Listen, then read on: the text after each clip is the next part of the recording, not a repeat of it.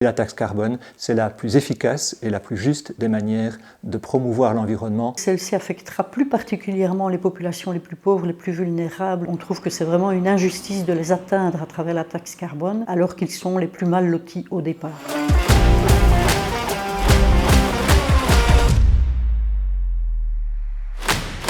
Salut, je m'appelle Mathieu Perrin et je participe au mouvement positif Il fera beau demain. Cette semaine, nous parlons fiscalité. En bref, faut-il taxer davantage des produits mauvais pour la santé et l'environnement?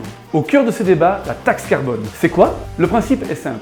Plus un produit ou un service émet des gaz à effet de serre, plus il devrait être taxé. Cette taxe permettrait de financer des programmes de lutte contre le réchauffement climatique et d'accompagner les plus défavorisés dans cette lutte. Pour en débattre dos à dos aujourd'hui, deux experts aux arguments bien différents. D'un côté, Christine Mailly, secrétaire générale du réseau wallon de lutte contre la pauvreté. Vous verrez, elle est plutôt contre. De l'autre, Étienne de Calataï, économiste. Lui, il défend cette taxe à 100%.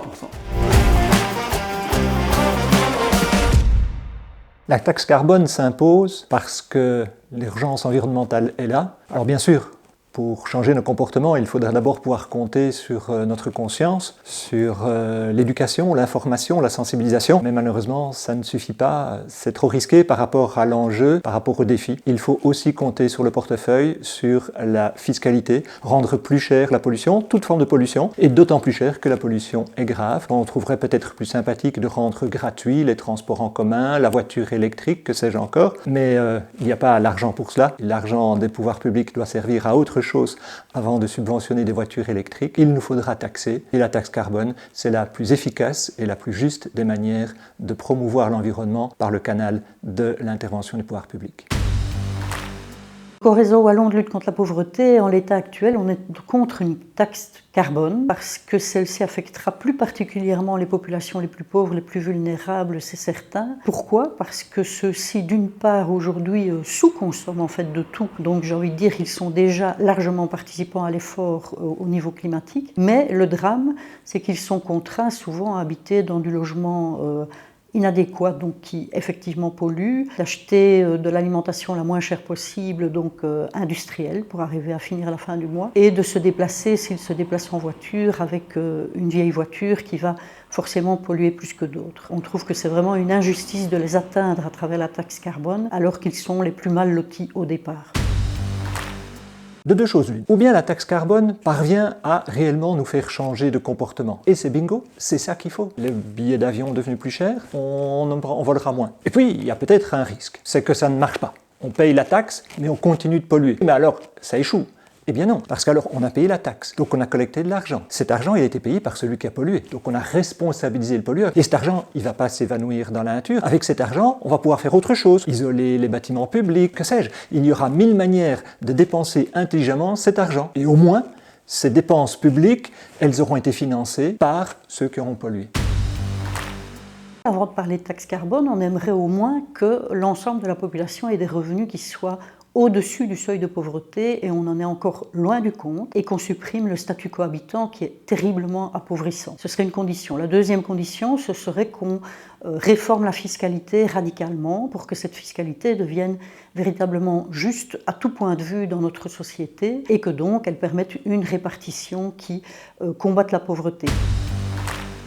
La taxe carbone a une énorme vertu, c'est qu'elle est redistributive.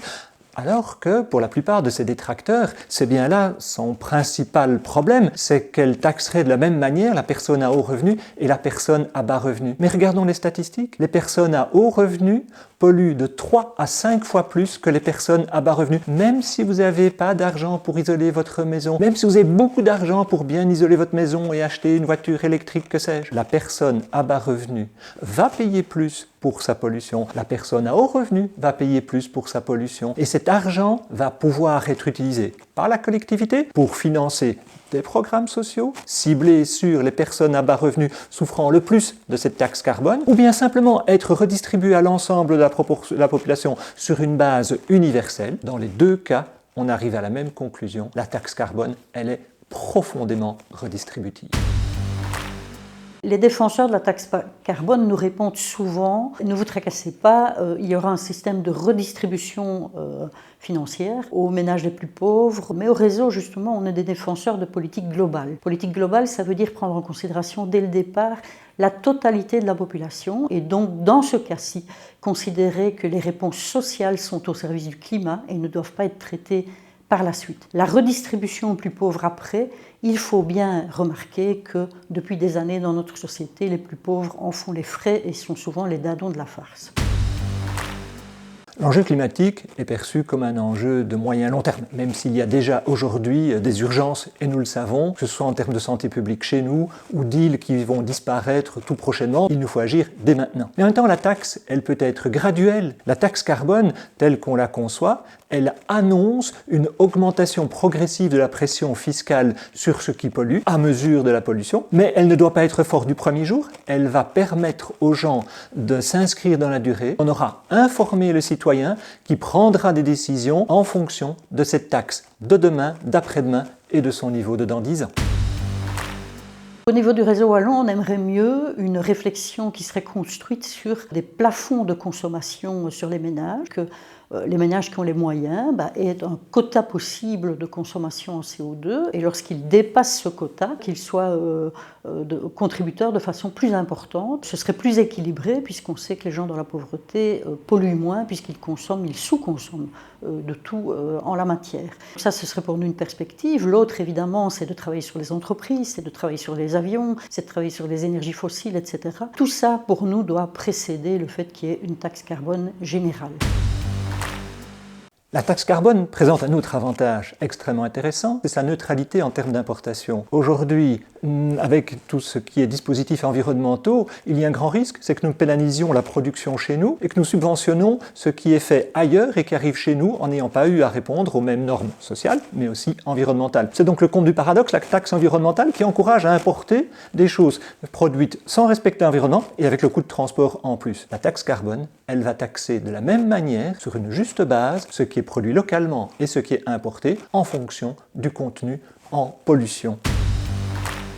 Au réseau wallon de lutte contre la pauvreté, on a tendance à penser qu'il y a une urgence impérative à agir au plan climatique et une urgence impérative à agir au plan social. On a une opportunité extraordinaire de travailler les deux ensemble, de concert, et pas l'un dépendant de l'autre. Et c'est ça qu'on souhaite, nous. C'est un dialogue permanent où on prenne en compte la totalité des populations dès le départ de l'analyse, l'étude et les décisions sur les dispositifs.